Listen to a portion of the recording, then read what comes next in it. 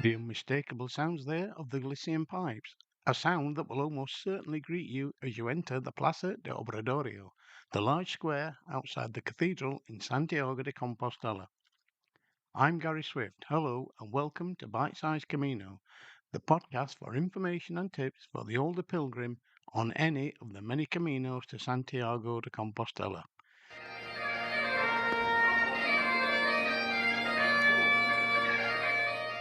So, what is the point of this series of podcasts? Well, I keep seeing the same questions asked time after time on many of the Camino forums, and I'm frequently asked these same questions by people who are even vaguely considering starting a Camino.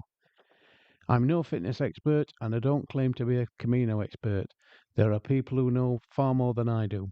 However, I have walked 4 Caminos to date and will be starting my fifth later this year.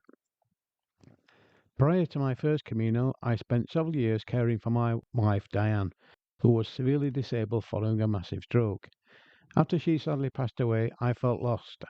I was in my mid 60s, very overweight, diabetic, had a pacemaker fitted, and damaged lungs from a nasty dose of pneumonia.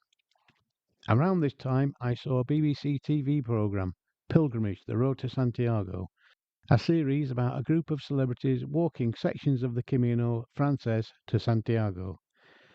Prior to her stroke, Diane loved walking, and I was struck by an urge to walk my own Camino to honour Diane's memory and maybe improve my failing health in the process. I felt I was at rock bottom and had a mountain to climb if I was going to reach my goal. I would need drive, effort, and the unbounded support of friends and family. That and a whole lot of research and planning. It was a challenge that I approached with some trepidation, but also a bucket full of determination.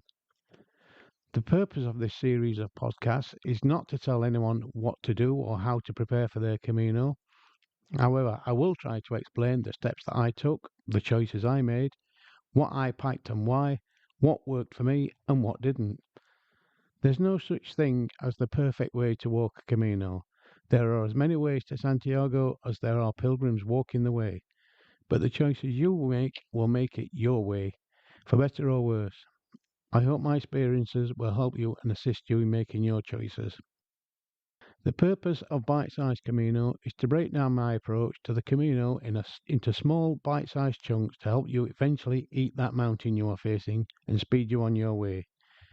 Each episode will focus on a particular topic, so if you don't want to listen to every episode, it should be possible to skip around and choose the subjects and episodes that are of more concern or of more interest to you as you plan and make your own choices. In the next episode, I'll talk about how fit do you really need to be.